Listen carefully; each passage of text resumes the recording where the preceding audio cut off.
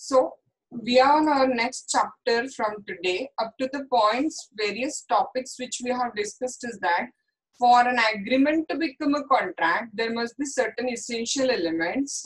Out of that, the essential elements we have discussed is that the offer must be certain, specific, clear. Then number two, acceptance must be absolute and unqualified. Number three, there must be a consideration for the creation of the contract. Without consideration, an agreement will become void. Then number four, we have discussed is that for the creation of a valid contract, the parties must be capable of making the contract as per section 11 of the Indian Contract Act. That means they must be major, they must be sound mind, and they must not be disqualified from making the contract as per the law to which they are subject. Then up to the yesterday, the last topic we have finished is that for the creation of a valid contract, there must be free consent of the parties.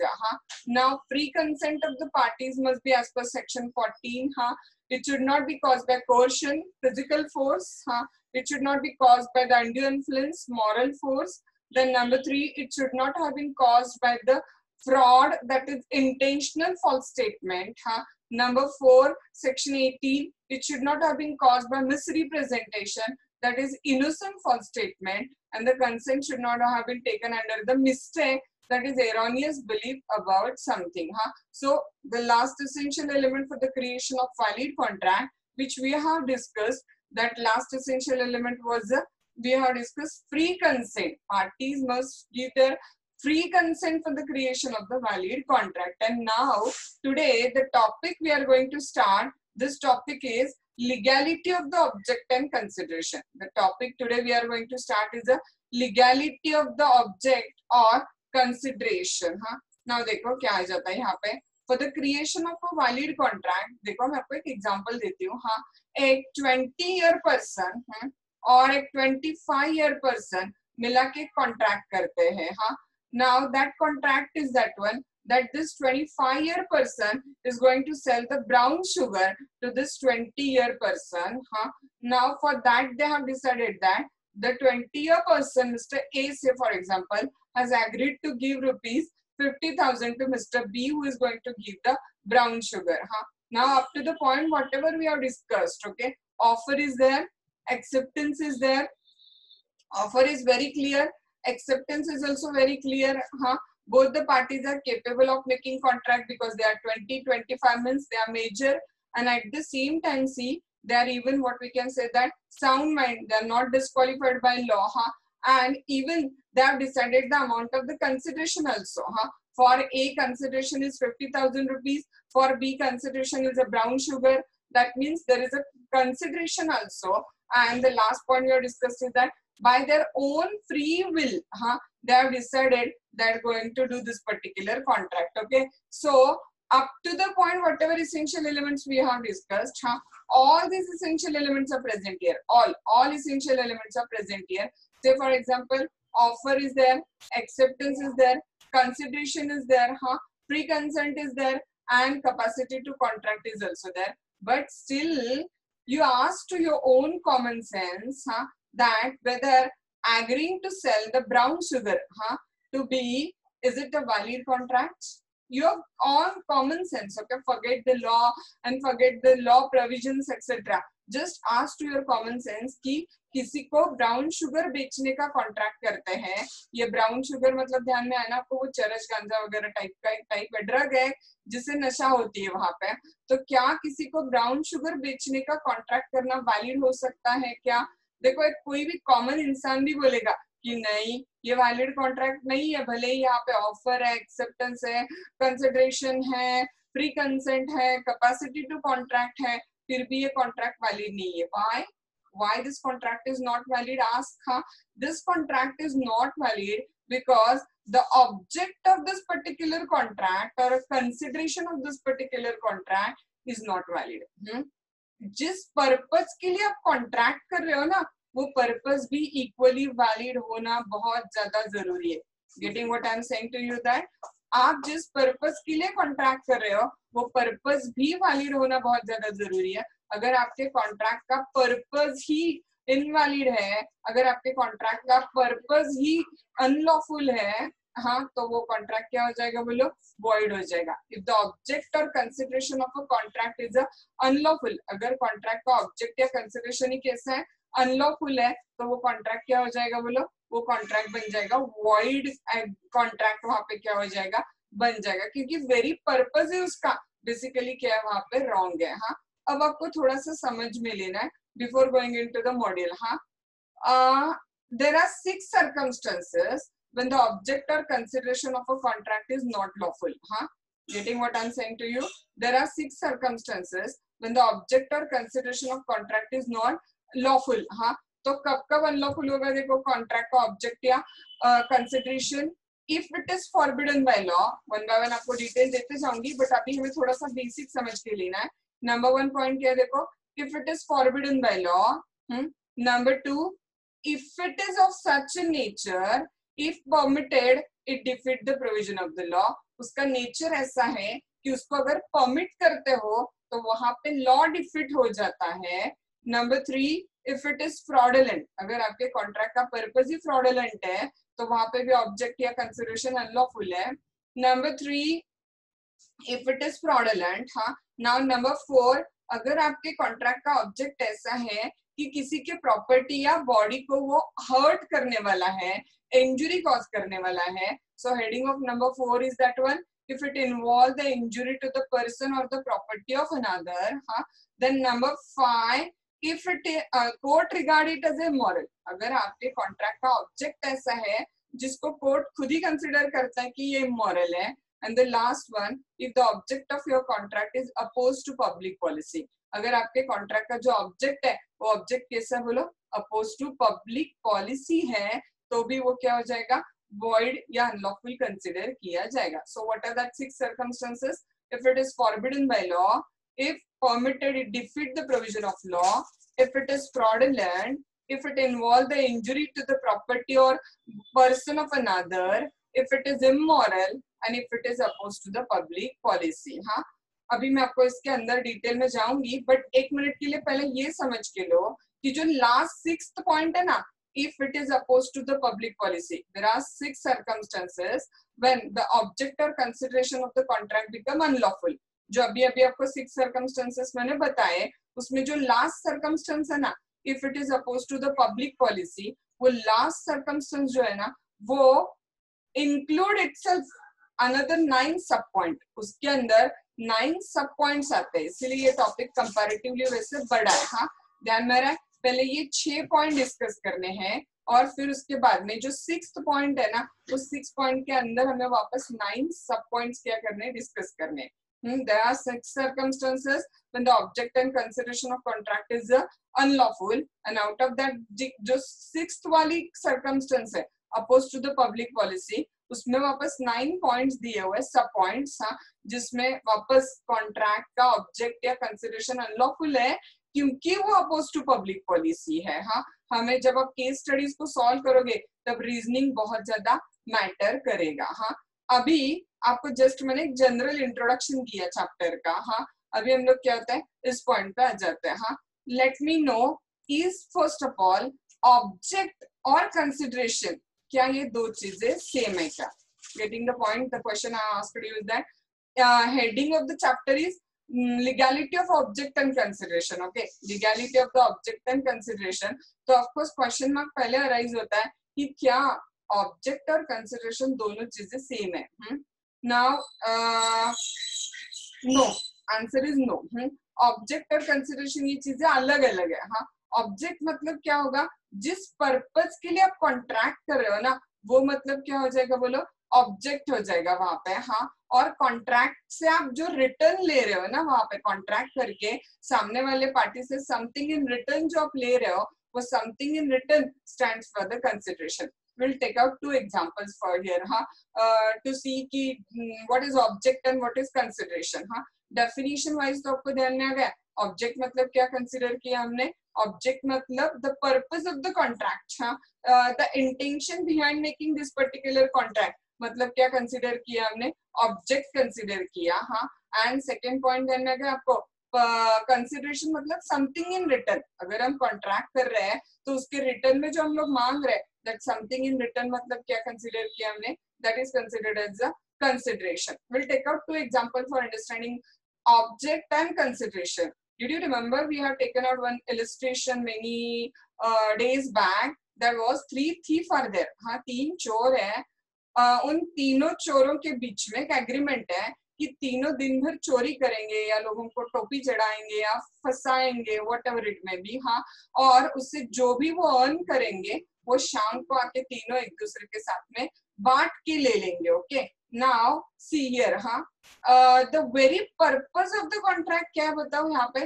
The very purpose, very object of the contract है कि लोगों को ठगना, लोगों को फंसाना, चोरी करना. हाँ, इसका मतलब यहाँ पे कॉन्ट्रैक्ट का क्या अनलॉफुल है बोलो, कंसिडरेशन या ऑब्जेक्ट अनलॉफुल है. यहाँ पे कॉन्ट्रैक्ट का ऑब्जेक्ट ही अनलॉफुल है, क्योंकि आप किस चीज के लिए कॉन्ट्रैक्ट कर रहे हो, आप लोगों को ठगने के लिए, लोगों को फंसाने के लिए कॉन्ट्रैक्ट कर रहे हो. इसका मतलब कॉन्ट्रैक्ट का बेसिकली ऑब्जेक्ट जो है वो ऑब्जेक्ट ही क्या है बोलो यहाँ पे, अनलॉफुल है. हाँ, सो कॉन्ट्रैक्ट क्या हो जाएगा, वॉइड हो जाएगा यहाँ पे. हाँ, now we will take out one example which will show you कि कॉन्ट्रैक्ट का कंसिडरेशन कैसे अनलॉफुल हो सकता है. We will take out one example which will show you कि कॉन्ट्रैक्ट का जो कंसिडरेशन है वो अनलॉफुल कैसे हो सकता है. देखो, ए ने हाँ प्रॉमिस किया बी को कि वो उसको एक गवर्नमेंट जॉब मिलवा के दे देगा. ए ने बी को प्रॉमिस किया कि वो उसको गवर्नमेंट जॉब मिलवा के दे देगा, और उसके बदले में बी ने ए को प्रॉमिस किया कि वो उसको 1 लाख रुपए दे देगा. Getting the point. ए ने बी को क्या प्रॉमिस किया कि he will make arrangement for him of the government job, government job उसको मिला के दे देगा वो. हाँ, वहां पे. और उसके बदले में वो जो बी है, वो बी क्या प्रॉमिस कर रहा है उसको कि वो उसको 1 लाख रुपए दे देगा. हाँ, अभी देखो, पैसे के बदले में गवर्नमेंट जॉब मिलवा के देना. Getting what I am saying, पैसे के बदले में गवर्नमेंट जॉब मिलवा के देना. हाँ, तो यहाँ पे जो वो गवर्नमेंट जॉब मिलवा के देना, हाँ, ये क्या है बोलो, अनलॉफुल कंसिडरेशन है. क्योंकि किसी भी जॉब का बेस क्या हो सकता है, उस पार्टी की कैपेबिलिटी, उसकी क्षमता, उसकी एजुकेशनल क्वालिफिकेशन. हाँ, उसकी उस पोस्ट को होने वाली क्वालिफिकेशन, ये क्या हो सकती है बोलो वहां पे, उस जॉब का बेस हो सकती है. उस जॉब का बेस कभी पैसा नहीं हो सकता. तो यहाँ पे बेसिकली जो कॉन्ट्रैक्ट का कंसिडरेशन है ना, हाँ, कि गवर्नमेंट जॉब मिलवा के देता हूँ, ये कंसिडरेशन ही क्या बोलो, अनलॉफुल है. हाँ, सो इसका मतलब, बट बी क्लियर है, हमें कहीं पे भी पेपर में ये अलग अलग से नहीं पूछेंगे कि इसमें ऑब्जेक्ट अनलॉफुल है या इसमें कंसिडरेशन अनलॉफुल है. But being studying the law, it is necessary that you should have awareness about the difference between this two term. Okay, so object मतलब very purpose of that contract. हाँ, and opposite side consideration मतलब out of that contract what we get in return, that something in return is considered as a, क्या consider किया गया उसको, consideration consider किया गया. So back to the point again. हाँ, what the law says that the object or consideration of the contract कैसा होना चाहिए, वहां पे lawful होना जरूरी है. हाँ, हम लोग थोड़ा सा उस 6 पॉइंट को डिटेल में डिस्कस करने के पहले जो मैंने आपको ओरली बताया वो मॉड्यूल लैंग्वेज में थोड़ा सा क्या करते हैं हम लोग अंदर जाते वहां पे. हाँ, नाउ देखो, इन ऑल दिस 6 केसेस, हाँ, कंसिडरेशन और object is said to be क्या हो जाएगा, अनलॉफुल. वो जो ऊपर के 6 केसेस आपको अभी भी बताया ना, फॉरबिडन बाय लॉ है तो, if permitted defeats the law provision है तो, हाँ, देन नंबर 3 फ्रॉडुलेंट है तो, नंबर 4 पर्सन या बॉडी को इंजरी करता है तो, नंबर 5 इमोरल है तो, number 6 opposed to the public policy है तो. हाँ, इन सारे सर्कमस्टेंसेस में कॉन्ट्रैक्ट का या तो ऑब्जेक्ट या तो कंसिडरेशन कैसा होगा बोलो, अनलॉफुल वहां पे हो जाएगा. हाँ, और अगर ऑब्जेक्ट या कंसिडरेशन अनलॉफुल है तो कॉन्ट्रैक्ट क्या हो जाता है, वॉइड हो जाता है. हाँ, let's see some examples given in the module. हाँ, number 1 example which we have just now seen, A B C. हाँ, 3 people enter into an agreement for the division among themselves of the gains acquired or to be acquired by the fraud. हाँ, दिन भर fraud करना है और fraud का जो भी गेन्स एक्वायर होगा वो गेन वो एक दूसरे के बीच में क्या करके लेने वाले, डिवाइड करके लेने वाले हैं. तो यहाँ पे एग्रीमेंट क्या हो जाएगा बोलो, void, because acquisition of gain by fraud is unlawful. उनका जो पर्पस ही है ना कॉन्ट्रैक्ट का, acquisition of gains bye fraud, ये पर्पज ही कैसे है बोलो, ऑब्जेक्ट ही कैसे है बोलो, अनलॉफुल है, तो कॉन्ट्रैक्ट क्या हो जाएगा, void contract हो जाएगा. हाँ, then number 2 example is that one. If you remember, except 1 or 2 people, all other people were there. Huh? I have told you that our Indian Penal Code 1860 includes the various definitions of the crime and the punishment for that. हाँ, IPC के अंदर अलग अलग crime की definition और उसकी punishment दी है. Generally crime एक बार होने के बाद जब उसका कोर्ट में केस फाइल होता है, जिसे हम लोग प्रोसिक्यूशन फाइल करना बोलते हैं, तो इन जनरल प्रोसेस यही होता है कि कोर्ट वो केस प्रॉपरली पूरा हियर करेगा और पूरे हियरिंग के बाद ही उस केस का डिसीजन देगा. जनरली एक बार फाइल किया गया प्रोसिक्यूशन, सामने वाला कुछ आपको प्रॉमिस कर रहा है कि आपके पैसे दे दूंगा, या मुझसे जिसका मर्डर हुआ है उसके फैमिली को मैं 5 लाख दे दूंगा, केस पीछे ले लो, ऐसे जनरली नहीं होता है. और अगर ऐसा कोई कॉन्ट्रैक्ट होता है कि जिसमें प्रोसिक्यूशन को ड्रॉप करने का प्रॉमिस किया है, दबाने का प्रॉमिस किया है, तो वो एग्रीमेंट ही वॉइड है, क्योंकि उसका पर्पस क्या है, प्रोसिक्यूशन को स्टिफल करना. स्टिफल करना मतलब दबाना उस केस को. हाँ, तो बेसिक ऑब्जेक्ट ही क्या हो जाएगा बोलो, वहां पे वॉइड हो जाएगा. इसलिए हाँ, उसका रीजन क्या होगा, द कंसिडरेशन और object of the contract is unlawful will be the reason. लेकिन तभी मैंने आपको ये भी बताया था, जो कि हमें इमीडिएटली 5-10 मिनट में आने वाला ही है. There are 2 types of the offenses in the criminal procedure code, that are compoundable and non-compoundable offenses. Now, what this stands for, compoundable and non-compoundable offenses? Compoundable offenses means which are compromisable, जिसमें ना public injury involved नहीं है. हाँ, ऐसे जो offenses होते हैं ना, उसको compoundable के लिस्ट में दिया गया है. मतलब कोर्ट के परमिशन से या कोर्ट के परमिशन के बिना आप उनको कंपाउंड कर सकते हो.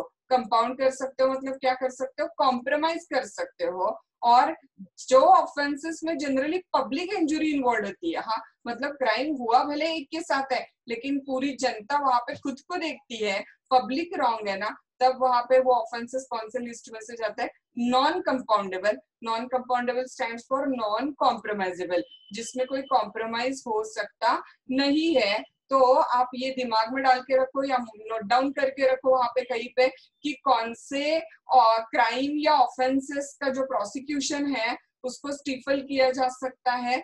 जो ऑफेंसेस कंपाउंडेबल है ना, yes, we can compromise outside the court because it is provided by the law itself, it is permitted by the law itself. तो ऐसे ऑफेंसेस का क्या हो सकता है बोलो, कंपाउंडिंग हो सकता है. लेकिन जो नॉन कंपाउंडेबल ऑफेंसेस है, सीरियस ऑफेंसेस है, जिसमें पब्लिक इंजुरी इन्वॉल्व है, उसका कंपाउंडिंग हो सकता नहीं, वो कोर्ट के बाहर सेटल नहीं किए जा सकते.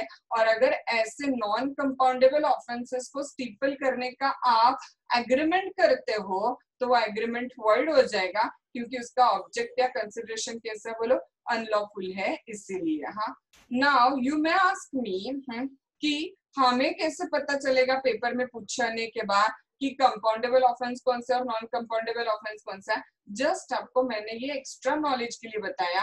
आपके मॉड्यूल में जनरली जो क्वेश्चन पूछते हैं वो नॉन कंपाउंडेबल से रिलेटेड ही पूछते हैं, तो आपको मोस्ट प्रोबेबली वही याद रखना है कि अगर प्रोसिक्यूशन को दबाने की कोशिश की है तो वो एग्रीमेंट वॉइड है, क्योंकि उसका जो ऑब्जेक्ट है वो अनलॉफुल है, क्योंकि वो stifling of the prosecution object है. स्टिफल मतलब दबाना, किसी केस को कोर्ट में ना चलते देते हुए उसको पैसे ऐसे देके या कोई रिटर्न चीज देके कोर्ट के बाहर उसको रफा दफा करने की कोशिश करना, that is considered as the stifling of the prosecution. Now section 10 provide legality of the object or consideration. section 23 हमारा मेन सेक्शन जो है यहाँ पे, वो सेक्शन कौन सा होगा याद रखो. You have to remember this section 23 कि every agreement of which the object or consideration is unlawful is a void. section 23 very clearly बताता है कि जिस एग्रीमेंट का ऑब्जेक्ट या कंसिडरेशन अनलॉफुल है, वो एग्रीमेंट कैसा हो जाएगा, वॉइड वहां पे हो जाएगा. फिर ना हमारे मॉड्यूल में रिटर्न वही एग्जांपल दिया हुआ है वापस. कौन सा example, A obtain employment for the B in a public service and B promises to pay in return rupees 1 lakh. Now the agreement is a void. Reason देना है आपको यहाँ पे क्या रीजन है बोलो, इसका जो कंसिडरेशन है गवर्नमेंट जॉब देने का प्रॉमिस था वही अनलॉफुल है. Here A's promise to procure for the B an employment in the public service is a consideration for the B's promise to pay rupees 1 lakh and this consideration opposed to public policy है, unlawful है. हाँ, consider किया गया वहाँ पे.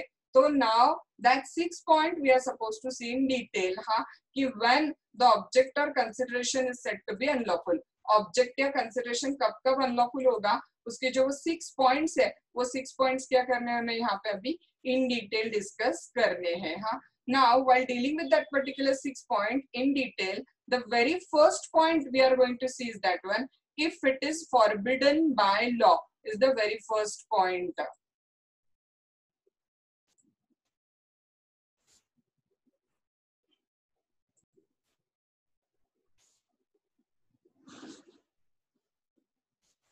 So the very first point we are going to deal is when the object or consideration of the contract is forbidden by law. हाँ, now you will ask what is meant by this word forbidden.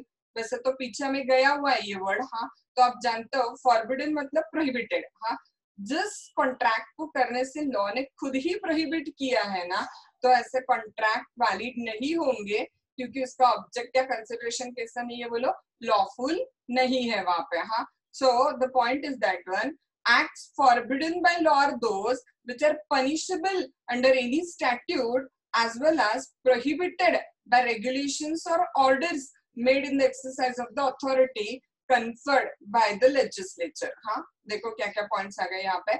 when consideration or object is a forbidden by law, और कब उसको forbidden by law बोलना है बोलो वहां पे, number 1 if they are punishable by law, if they are punishable by the statute, if they are prohibited by the regulations or orders which are conferred by the legislature. legislature मतलब आप जानते हो law making body को क्या बोला जाता है, legislature consider किया जाता है वहां पे. हाँ, हमारे देश के लेजिस्लेचर कौन है, parliament of India is considered as a legislature for the India, and for a state who is a legislature, state legislature is considered as a legislature. So legislature मतलब कौन है, लॉ मेकिंग बॉडी. तो law making body ने बनाए हुए हाँ कोई भी रेगुलेशंस, ऑर्डर्स, हाँ या फिर स्टैट्यूट. हाँ, you may ask what is mean by this word statute. Now statute मतलब जब पार्लियामेंट कोई एक्ट पास करती है ना, तो वो एक्ट क्या बन जाता है, स्टैट्यूट बन जाता है. हाँ, what is the point of word meaning, statute. Parliament जब कोई एक्ट बनाती है तो वो एक्ट क्या बन जाता है, स्टैट्यूट बन जाता है वहां पे. तो अगर आप जो भी एग्रीमेंट कर रहे हो वो एग्रीमेंट प्रोहिबिटेड बाय रेगुलेशंस है, प्रोहिबिटेड बाय स्टैट्यूट है, प्रोहिबिटेड बाय ऑर्डर है, जो किसने बनाया हुआ है, लेजिस्लेचर ने बनाया हुआ है, तो आपका एग्रीमेंट क्या हो जाएगा बोलो, वॉइड एग्रीमेंट कंसिडर किया जाएगा आपको. हाँ, now will see one of the example which is given in the module. हाँ, एग्जांपल देखते हैं जो मॉड्यूल में दिया वहां पे. हाँ, a license to cut a grass is given to X. A license to cut a grass is given to X by Forest Department under Forest Act. ध्यान में रहे, A को ग्रास कट करने का लाइसेंस फॉरेस्ट एक्ट के नीचे forest department ने दिया हुआ है. Got the point? One of the term of the license is that licensee should not assign his interest under the license without the permission of the forest officer, or a fine is prescribed for the breach of condition. हाँ, one of the condition of the act नहीं है, ध्यान में रखो. हाँ, one of the condition of the license हाँ क्या थी कि अगर ये लाइसेंस जिसको दिया है वो लाइसेंसी, उसको अगर अपना लाइसेंस किसी और को असाइन करना है, लाइक ट्रांसफर करना है, तो वो फॉरेस्ट डिपार्टमेंट के फॉरेस्ट ऑफिसर के परमिशन के बिना वो लाइसेंस असाइन नहीं कर सकता. और अगर वो इस कंडीशन का ब्रीच करता है तो उसको फाइन इम्पोज किया जाएगा. हाँ, now but the observance of condition of the license is not obligatory under the forest act. समझ के लो फर्क कैसे.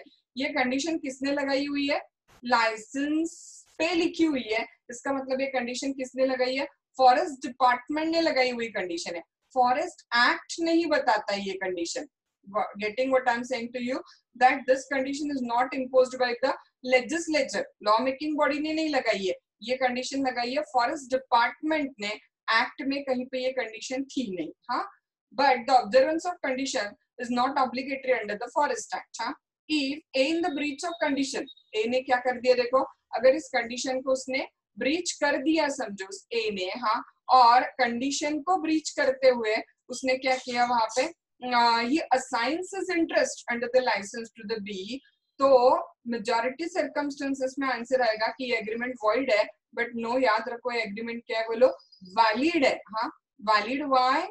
बिकॉज वो जो भी उसने किया assignment, it's not prohibited by law ना.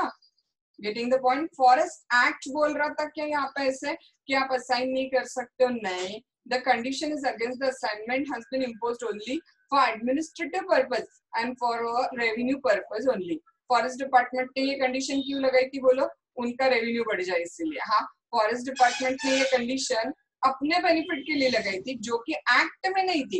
एक्ट में नहीं थी मतलब लॉ में नहीं थी, इसका मतलब वो कंडीशन बाइंडिंग नहीं है. तो इसकी वजह से नंबर 1 पॉइंट के अंदर अगर आपका लेजिस्लेचर ने बनाया हुआ लॉ, हाँ, क्या होता है वहां पे, वायलेट होता है, हाँ. कोई स्टैट्यूट वायलेट करते हो या कोई कंडीशन रेगुलेशन जो लेजिस्लेचर ने बनाई है उसको अगर आप वायलेट करते हो, तो वहां पे कॉन्ट्रैक्ट क्या हो जाएगा, बोलो वॉइड हो जाएगा.